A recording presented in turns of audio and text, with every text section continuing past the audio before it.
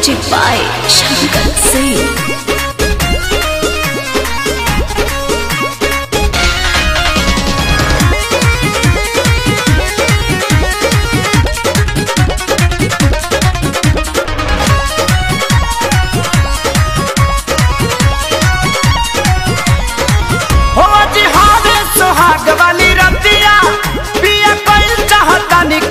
बतिया हुआ जी हारे सुहाग वाली रतिया पिया कल चाहतानी कुछ बतिया हमके प्यारे से कबो समझाई हो जल्दी हो जाई कवनो गलतिया हम करी ले तने गोहारी हो चाटे कबो चाटा कनिचा लई हजना रे राजा नई हर के गाई सुका वार हो चाटे कबो चेता कनिचा लई हजना रे राजा नई हर के गाई सुका वार हो।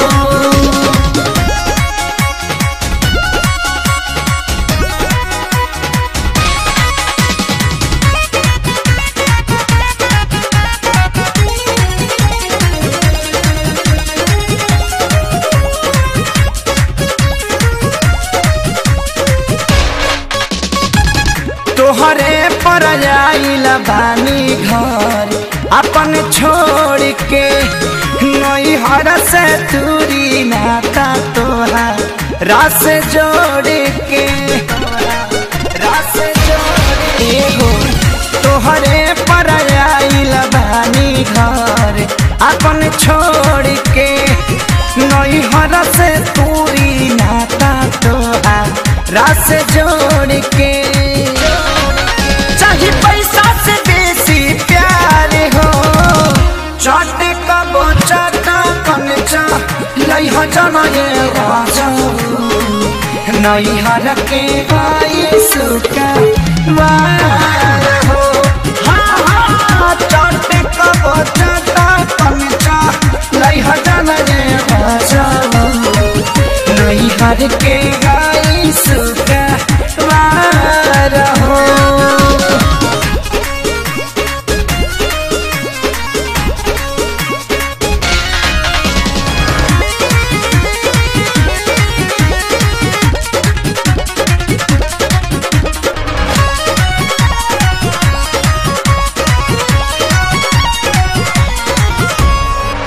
पापा जी ना डटले कबो न मरली छाती पर पत्थर धके हम के बिसरली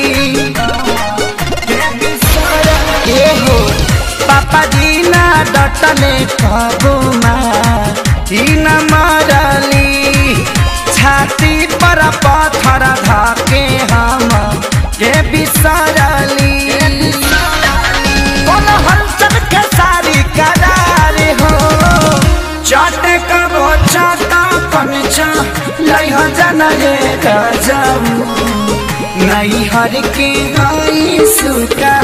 वार हो चाटे कबो चाटा कनचा लई हजना रे राजा नई हर के